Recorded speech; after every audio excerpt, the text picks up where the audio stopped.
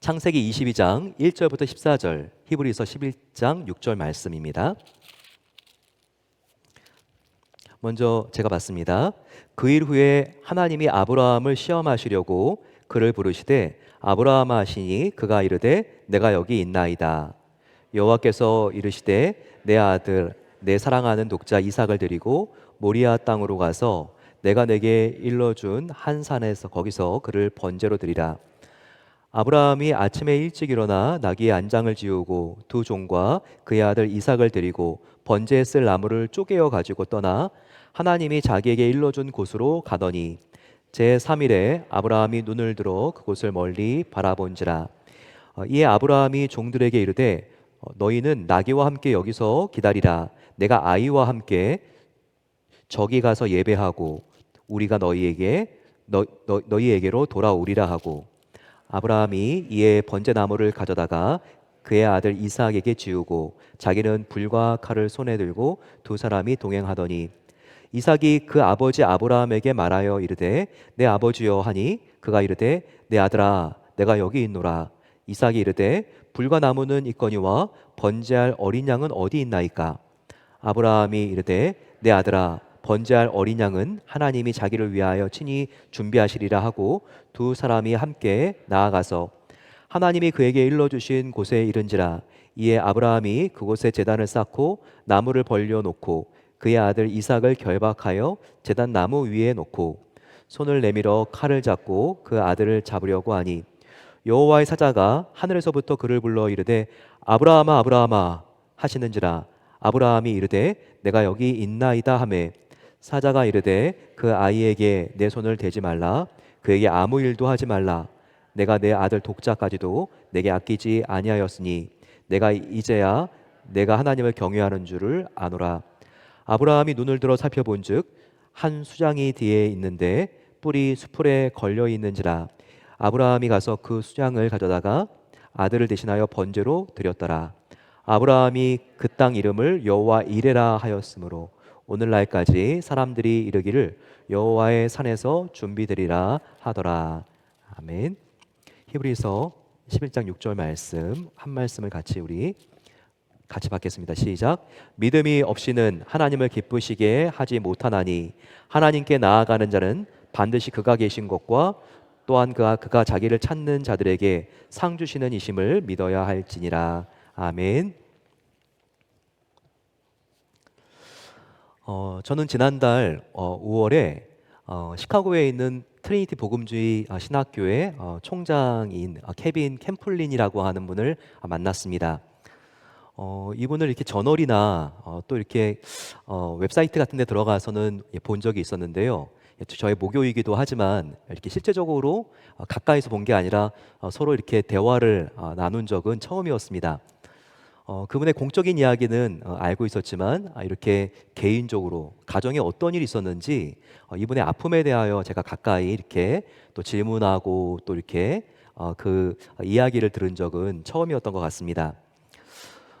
시카고에서 공부를 마치고 이 캐플린이라고 하는 지금은 총장이지만 그분은 목회자로 참 오랜 시간들을 보냈습니다. 산호세 실리콘밸리의 한 교회 담임 목사가 되어서 그 지역에서 행복하게 목회하고 있었습니다.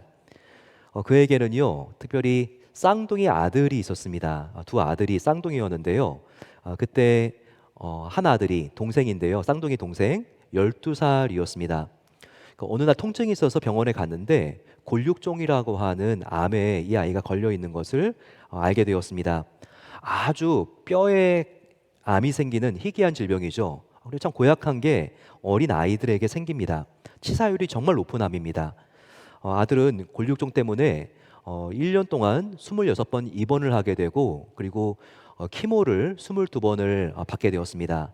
4번 수술을 하게 되었는데 마지막은 정말 안 될 것 같아서 왼쪽 다리를 전체 절단하게 되는 수술을 받게 되었습니다. 처음에는 왜 이렇게 착한 쌍둥이에게 이 쌍둥이 둘째에게 이런 고난이 찾아왔을까 이해가 되지 않았습니다. 하지만 그럼에도 주님을 바라보고 온 가족이 함께 걸어갔더니 이 고난 안에 놀라운 하나님의 계획이 있는 것을 발견하게 되었습니다. 하나님께서는 수술과 항암 치료를 통해서 어린 나이에 자기의 아들을 아주 깊이 만나 주었습니다. 그래서 어릴 때부터 내가 하나님 안에서 누구인지 정체성이 분명한 아이가 되었고요.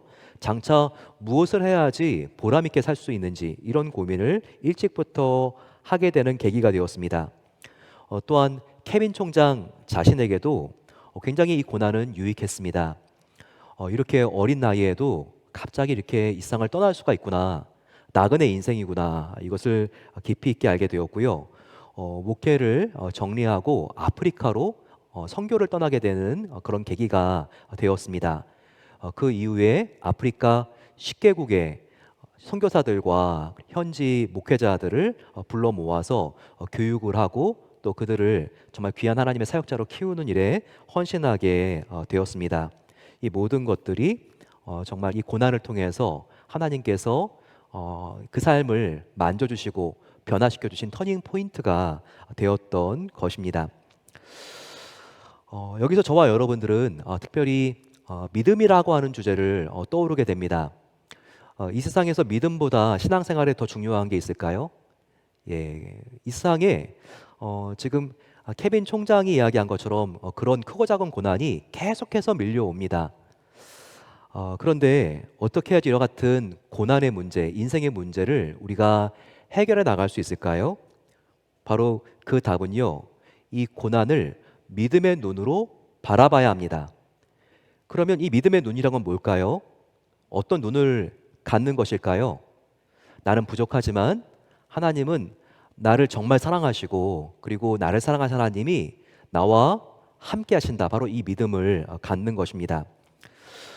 문제 많은 이 세상에서 이 믿음을 갖는 것이 성도가 행복하게 사는 데 있어서 결정적인 가장 중요한 역할을 하기 때문에 하나님은 어떻게든 이와 같은 큰 믿음, 강한 믿음, 온전한 믿음을 우리 안에 항상 유지할 수 있도록 도우려고 합니다. 그래서요, 하나님이요, 하나님 마음도 아프시지만 계속해서 우리 인생의 페이지마다 챕터마다 고난과 시험을 주시는 거예요. 왜냐하면 고난과 시험을 통해서 우리의 믿음은 더욱더 온전해지고 성숙해지고 확실해지고 큰 믿음, 강한 믿음을 우리가 가질 수 있기 때문입니다. 오늘 하나님께서도 아브라함을 사랑하시기 때문에 아브라함에게 성숙한 믿음, 온전한 믿음을 선물로 주시기를 원하십니다. 하지만 이런 믿음은 공짜로 생기는 게 아니에요. 이런 믿음은요, 고난과 시험을 통과해야지만 결과적으로 생기는 믿음인 거예요. 그래서 하나님께서는요, 믿음의 선물을 주시기 위해서 오늘 1절에 믿음 주시기 전에 먼저 시험부터 주십니다. 고난부터, 이해할 수 없는 고난부터, 문제부터 바로 이 아브라함에게 출제하는 것을 우리가 볼 수 있습니다. 한번 우리가 22장 1절을 한번 보시기 바랍니다. 22장 1절을 보시게 되면 그 일 후에 하나님이 아브라함을 뭐 하려고요? 시험하려고 그를 부르시되 아브라함아 하시니 아브라함이 이르되 내가 여기 있나이다. 이렇게 대답하고 있습니다. 지금 하나님은 아브라함을 부르고 있는데 어떤 이유로 무엇하려고? 바로 그에게 시험을 주려고 부르고 있습니다. 이것은 아브라함을 미워하시기 때문이 아니죠. 그에게 무관심하기 때문에 시험을 주는 게 아닌 거죠. 하나님께서 큰 믿음을 주시기 위해서, 정말 순수하고 온전한 믿음을 주시기 위해서 그를 부르고 있는 것입니다. 우리는 시험을 언제 봅니까? 학교 선생님도 학생들에게 어떤 목적으로 시험을 출제합니까? 그 학생을 떨어뜨리려고요? 아닙니다. 그 학생의 학습 실력을 더욱더 향상시켜주기 위해서 시험 문제를 출제하고 그 문제를 풀게 하고 어떤 것은 맞고 어떤 것은 틀린 것을 확인하면서 그의 실력을 더욱더 강화시키기 위해서 그렇게 시험을 출제하는 거죠. 마찬가지입니다.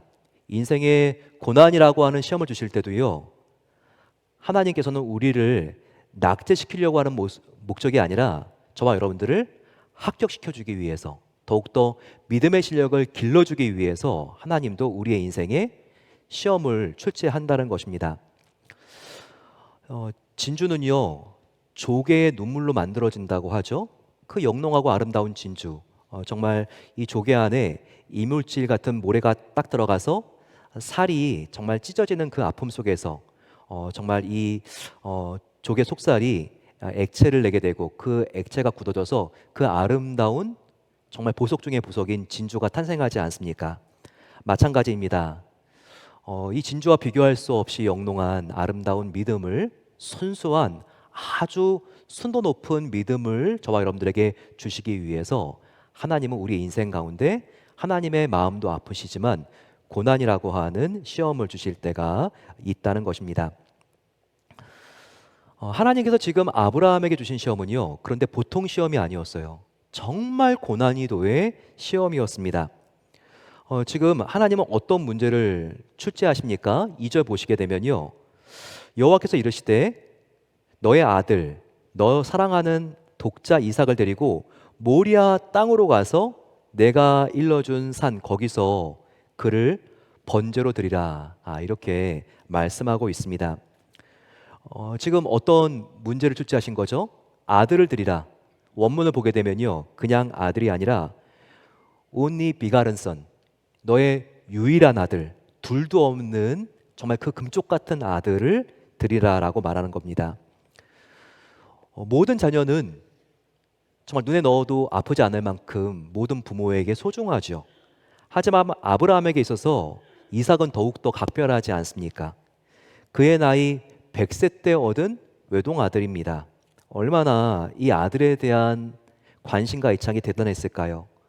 성경적으로 연도를 계산해 보니까요, 지금 이 창세기 22장에 하나님께서 이삭을 번제로 바치라고 했을 때 바로 그때의 이삭의 나이가 20살이 약간 넘은 것 같습니다.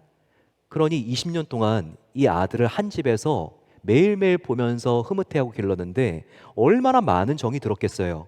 그런데 하나님은 지금 다른 것도 아니고 아브라함의 생에 가장 중요하고 이거보다 더 중요한 게 없을 수 있는 바로 그 아들 이삭을 지금 바치라고 한 것입니다.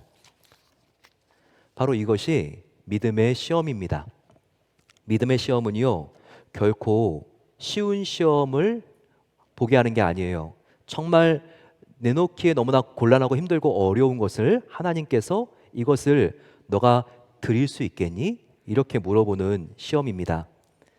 내가 정말 절대 양보할 수 없고 절대 포기할 수 없는, 정말 다른 사람은 잘 모르지만 나의 마음 전체를 사로잡고 있는, 나만 알고 있는 바로 그것을 내려놓는 시험을 말합니다. 이 시험을 통해서요, 하나님은 이 대상에 대하여 주인이 하나님인지 나인지를 딱 판가름하고 싶어 하시는 바로 그 시험이 바로 믿음의 시험인 것입니다. 여기서 이삭이 아브라함에게 어떤 존재인지 조금만 더 자세하게 우리가 살펴보면 도움이 됩니다. 본래 아브라함의 아내 사레는요, 불임 여성이었습니다. 그런데 아브라함의 나이 75세 때 하나님께서 바로 사라가 임신해서 너의 아들이 나올 것이다 라고 하는 약속을 주셨습니다. 그 이후에 금방 나온 게 아니라 25년을 기다려서 정말 오랜 세월 애타게 기다려서 받은 아들이 바로 이삭이었습니다. 그런데 이 금지옥역 같은 이삭을 선물로 받으니 이 선물 때문에 눈이 멀어서 정작 이 선물을 주신 분을 기억하지 못하고 잊어버리고 만 것입니다. 자식 사랑에 그냥 푹 빠진 나머지 가장 기억하고 감사해야 될 하나님과 나도 모르게 그냥 멀어져 버린 거예요. 어느덧 이삭은 단순한 자녀를 넘어섰습니다. 아브라함의 마음을 온통 지배하고 흔드는 바로 이삭은 우상이 되고 만 것입니다. 우상은 무엇일까요? 우상은요, 나의 삶과 동떨어진 낯선 것이 아니에요. 오히려 나는 잘 모르지만 나의 삶에 굉장히 가까이 와 있는 거, 나와 가장 친숙한 거, 그래서 몰래 내가 훔쳐보면서 나를 미소 짓게 만들고 빠져들게 만드는 바로 그것. 그래서 하나님과 나 사이에 딱 끼어들어서 하나님과만 나눠야 될 친밀감과 사랑을 갈라놓는 것이 바로 우상의 정체입니다. 이 시간 저와 여러분들의 이삭 같은 우상은 무엇일까요? 아브라함에게 이삭 같은 우상은 무엇일까요? 그것은요, 남보다 안정된 직장일 수 있어요. 그것은 탄탄한 노후 준비도 될 수 있어요. 혹시 이 우상이 든든한 부모님입니까? 남들보다 돋보이는 나의 남편, 나의 아내, 나의 자녀이진 않으세요? 높은 학력이나 그리고 건강이나 아무리 이래도 보통 지치지 않는 나의 체력이나 공들여 쌓아놓은 인맥이 혹시 나의 우상은 아닙니까? 정말 주의해야 돼요. 주의해야 합니다. 만약 이런 것들이 하나님보다 더 높아져 있다면, 이런 것들이 지금 하나님보다 내가 더 의지하고 있고 내가 하나님보다 이런 것들이 더 자랑스럽게 느껴지기 시작했다면 정말 조심해야 됩니다.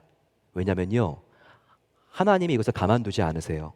하나님께서 아브라함에게 이삭을 어느 날 찾으셨듯이 우리에게도 반드시 하나님께서 이것을 되돌려 달라고 요구하시는 날이 반드시 찾아온다는 것입니다.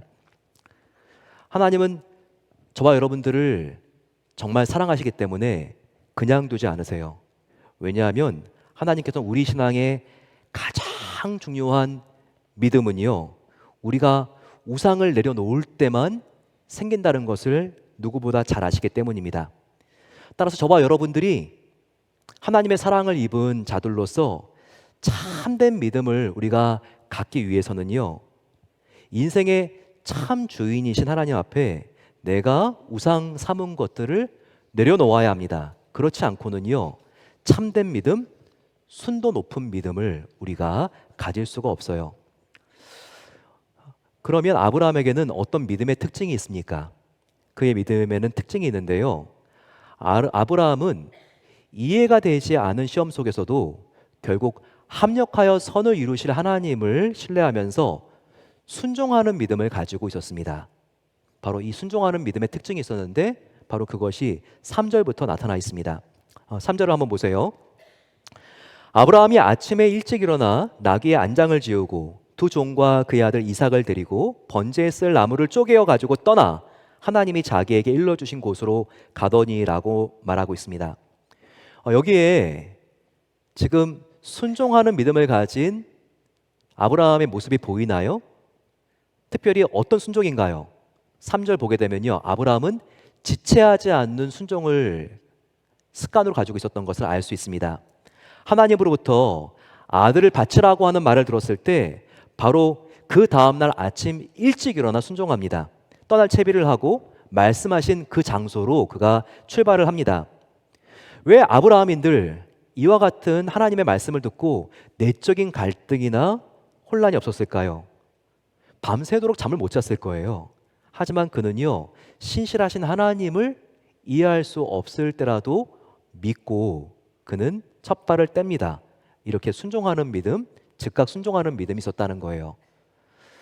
또 한 가지 그의 믿음이 그 밑에 있는 절들을 통해서 보이는데요, 끝까지 순종하는 믿음을 가지고 있었습니다. 저를 한번 따라해 주시겠어요? 아브라함은 즉각 순종하고 끝까지 순종하는 믿음을 가지고 있었습니다.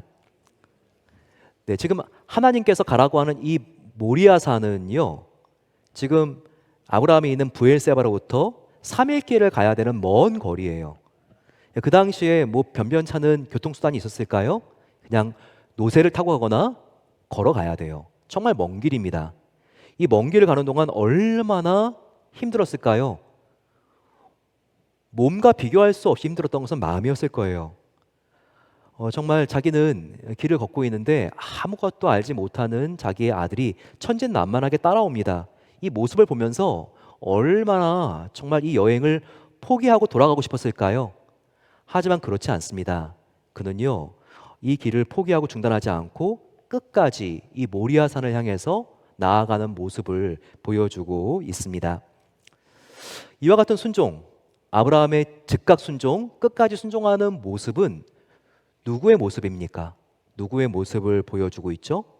그렇죠. 바로 예수 그리스도의 모습입니다.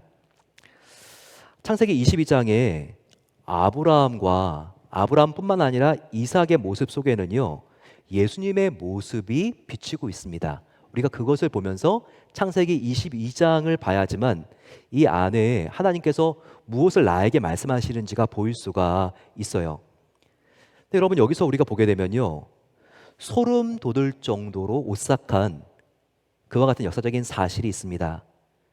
지금 하나님께서 아브라함에게 아들 이삭을 번제로 드리라고 하는 산이 무슨 산이라고요? 모리아 산인데요. 이 모리아 산이 지형적으로 어떤 산인가? 바로 예루살렘의 갈보리 산이 모리아 산입니다. 즉 성경을 봤을 때요, 지금 아브라함이 이삭을 바치는 사건은 창세기 22장에 나오죠.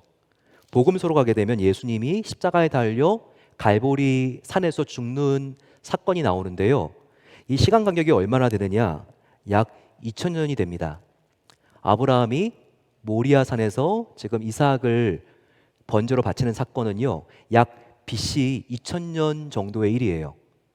예수님은 십자가에서 AD 약 33년 정도에 죽은 것으로 그렇게 추정을 하기 때문에 이 시간 간격이요, 약 2000년입니다. 정말 예수님께서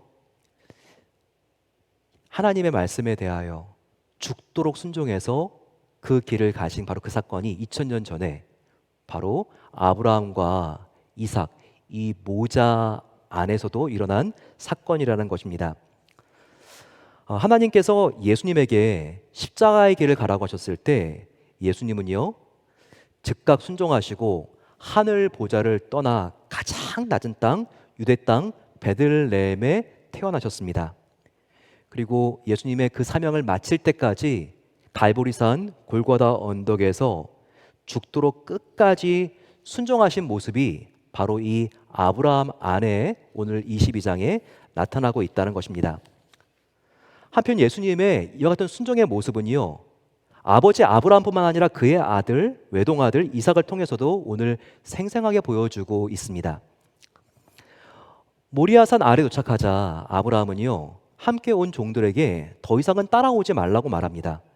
그러면서 아들 이삭하고만 이제는 이 모리아산을 등산하기 시작합니다. 이삭은 이제 곧 자신이 제물이 되어 불태워질 그 장작더미 나무를 등에 잔뜩 쥐고 모리아산을 올라가죠. 이 모습은요, 홀로 십자가 나무를 쥐고 2000년 뒤에 갈보리산을 올라가는 예수님의 모습과 얼마나 유사합니까? 정말 소름이 돋을 정도가 아닌가요? 이제 모리아산 정상에 도착했습니다. 그러자 아브라함은요, 아들 이삭의 손과 발을 묶기 시작했어요. 이 순간에도 이삭은요, 양처럼 정말 온순하게 순종합니다.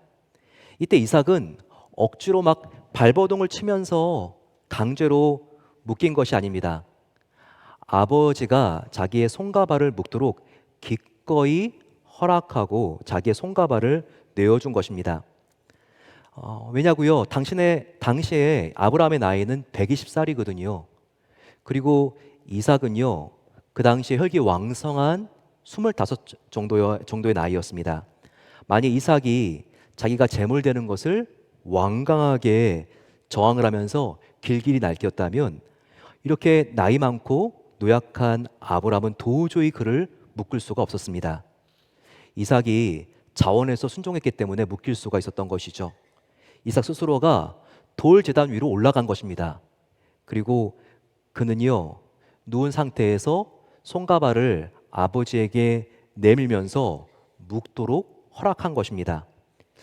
이런 모습이 자원해서 십자가의 길을 죽으러 가신 예수님의 모습과 얼마나 일치하고 있습니까? 이제 아브라함은요, 제단 위에 묶여서 자기의 눈을 잠잠하게 바라보고 있는 바로 이삭의 얼굴을 바라봅니다. 목축을 하는 유목사회에서요, 양이나 염소를 도축하는 것은요, 너무나 이 아브라함에게 익숙한 일이었습니다. 이 일을 하면서 잔뼈가 굵은 사람이었거든요. 바로 그 방법으로 이 시간 하나님 말씀에 순종하기 위해서 이삭을 죽이려고 합니다. 한 손으로 이삭의 눈을 가렸을 것입니다. 다른 한 손으로는요, 칼을 위로 높이 쳐들었겠죠. 아들 이삭의 목에 파란 동맥이 흐르는 것을 바라보면서 바로 그곳을 칼로 단번에 찌르려고 한 것입니다. 바로 이곳을 날카로운 칼로 긋기만 하면 바로 그 순간 피가 솟구치면서 단번에 죽는 것을 아브라함은 누구보다 잘 알고 있었습니다. 이 순간 아브라함의 마음이 어땠을까요? 혹시라도 그냥 찌르는 신용만 해야지, 그럼 하나님이 이쯤 하면 됐다라고 말하면서 말리시겠지, 이렇게 생각했을까요? 우리는 이렇게 생각할 수도 있지만 아닙니다. 이 순간 아브라함은요, 하나님께 순종하기 위해서 100% 진짜 아들을 죽일 생각이었습니다. 그러면 이 순간 이삭은요, 죽지만 다시 살아날 것을 믿은 것입니다. 이것을 어떻게 알 수 있냐고요? 이것을 정확하게 히브리서가 우리에게 기록하고 알려주고 있습니다. 바로 아브라함이 나는 지금 이삭을 죽인다고 해도 하나님이 다시 살리시고 이 아들을 부활시키실 것이다. 왜냐하면 하나님은 실현하지 않으시는 하나님이시기 때문이다. 하나님이 말씀하신 그 약속은 이 이삭이 죽었다가 다시 살아나야지만 성취될 수 있기 때문이다. 하나님은 과거의 나에게 나의 자손이 이삭을 통해서 하늘의 별과 같이 많게 하겠다고 약속하셨는데 내가 죽이지만 이 아들이 다시 살아날 것이다. 그래야지만 하나님의 약속이 성취될 수 있기 때문이다. 이 마음을 분명히 품었던 것입니다. 히브리서 11장 17절과 19절이 이것을 우리에게 보여주지 않습니까? 이 말씀 한번 보세요. 아브라함은 시험을 받을 때 믿음으로, 다른 게 아니라 믿음으로 이삭을 드렸으니 그는 약속들을 받은 자로 돼 그 외아들을 드렸느니라. 그 다음 여러분 보십시오. 19절. 그가 하나님이 능히 이삭을 죽은 자 가운데서 다시 살리실 줄을 생각한지라. 바로 이것입니다. 바로 아브라함은요, 하나님이 능히 이삭은 죽더라도 다시 살리실 줄을 믿었기 때문에 이 아들을 죽일 수 있었던 것이죠. 정말 이제까지 인류 사상 그 누구도 품어본 적이 없는 부활신앙, 죽은 자가 하나님의 능력으로 다시 살아날 것이라고 하는 이 믿음을 최초로 가진 사람이 바로 아브라함이었다는 것입니다. 죽어도 다시 살 부활신앙을 믿은 아브라함, 동시에 이해할 수 없는 고난 속에서도 그 안에 아버지의 선한 계획이 있는 것을 믿고 자원해서 순종한 길을 선택했던 아들 이삭, 이 아브라함과 이삭 안에 얼마나 살아 역사하시는 생생하고 분명한 예수님의 형상이 나타나고 있습니까? 그런데 아브라함이 칼을 높이 쳐들고 아들 향해서 내리치려고 하는 바로 그 순간 놀라운 반전이 일어나잖아요. 하나님께서 이렇게 외쳐 말씀하십니다. 아브라함아, 아브라함아, 내 아들에게 손을 대지 말라. 내가 아들 독자도 아끼지 않았으니 이제 나는 너가 나를 경외하는 줄 알았다. 이렇게 말하고 있습니다. 그러면서 하나님께서는요, 이삭 대신 번제물로 바칠 숫양을 옆에 준비시켜 주시고 아브라함에게 보여주십니다. 바로 그것이 22장 13절입니다. 아브라함이 눈을 들어 살펴본즉 한 숫양이 뒤에 있는데 풀이 수풀에 걸려 있는지라. 아브라함이 가서 그 숫양을 가져다가 아들을 대신하여 번제로 드렸더라. 하나님께서는 지금 이삭을 바치지 않게 하시고 이삭이 죽어야 되는데 죽어야 될 이삭 대신 죽어야 될 양을 미리 준비시키신 것입니다. 바로 이 양은 누구를 우리에게 보여주고 있죠? 이 양도요, 예수 그리스도의 모습을 보여주고 있습니다. 죄로 영원한 사망, 지옥으로 떨어져야 될 것은 바로 나였는데 나 대신 어린 양 대신 예수님께서 지금 제단 숲을 옆에 있는 수장처럼 나 대신 죽임 당하신 것입니다. 여기서 하나님의 위대한 이름 하나가 시작이 되죠. 우리에게 알려집니다. 계시가 되죠. 그 이름이 무엇입니까? 바로 여호와 이레 하나님, 바로 이 이름입니다. 하나님은요, 이름이 여러 가지가 있어요. 상황에 따라서 하나님의 백성들을 위로하시고 약속을 주실 때 하나님은 다른 이름들을 계시하시죠. 여호와 니시, 여호와는 나의 깃발, 승리가 되시는 하나님. 여호와 라파, 치료자가 되시는 하나님. 오늘 이 자리에서 하나님께서 저와 여러분들에게 주시기를 원하시는 하나님의 이름은요, 바로 아브라함에게 처음으로 계시하셨던 바로 그 이름, 여호와 이레입니다. 이레. 자, 이게 어떤 뜻인지는요, 바로 그 다음 절에 나와 있습니다. 14절. 같이 한번 읽어볼까요? 시작. 아브라함이 그 땅 이름을 여호와 이레라 하였으므로 오늘날까지 사람들이 이르기를 여호와의 산에서 준비되리라 하더라. 여호와 이레는 무슨 뜻입니까? 바로 준비하시는 하나님, 예비하시는 하나님이라고 하는 뜻입니다. 저와 여러분들은 잘 모를 수 있지만 하나님은요, 우리의 앞날을 미리 아시고 과거에도 현재도 하나님께서 내가 가장 필요한 것이 무엇인지를 아시고 공급해 주시고 준비시켜 주시는 것처럼 앞으로 미래도 우리가 알 수 없고 불확실하지만 하나님이 나보다 나의 미래를 더 잘 아시고 미리 다 준비해 주신다라고 하는 약속이 이 이름 안에 있는 것입니다. 서두에서 말씀드린 케빈 총장, 바로 그 아들이 지금은 어떻게 되었을까요? 그는요, 다리를 절단했지만 아직까지 생존해 있는 정도가 아니라 너무나 행복한 인생을 살고 있습니다. 12살 수술한 이후로 25년이 지난 지금의 그의 나이는요, 37살이 되었어요. 그 사이에 결혼을 하고 세 자녀가 되었습니다. 그리고 이 형제가 쌍둥이라 그랬잖아요. 세 자녀 중에 둘은 쌍둥이를 또 낳게 되었어요. 케빈 총장은요, 정말 지난 주말에 쌍둥이 손주들이 야구 경기를 하는 비디오 클립을 이렇게 보여주면서 얼마나 아들이 행복한 가정을 꾸미고 있는지를 이렇게 나누었습니다. 그런데 케빈 총장의 아들은요, 그냥 회복된 정도가 아니에요. 몸만 회복된 것이 아니라 마음도 회복이 되었습니다. 그래서 주의 이웃들의 마음을 만지는 목사로 지금은 부름을 받았어요. 하나님은요, 이 아들의 어린 시절의 고난이 낭비가 되지 않게 하여 주시고 그에게 별처럼 빛나는 사명이 되게 하신 것입니다. 근데 케빈은요, 자기의 아들의 정말 한 컷, 정말 너무나 잊을 수 없는 한 장면을 이렇게 소개했습니다.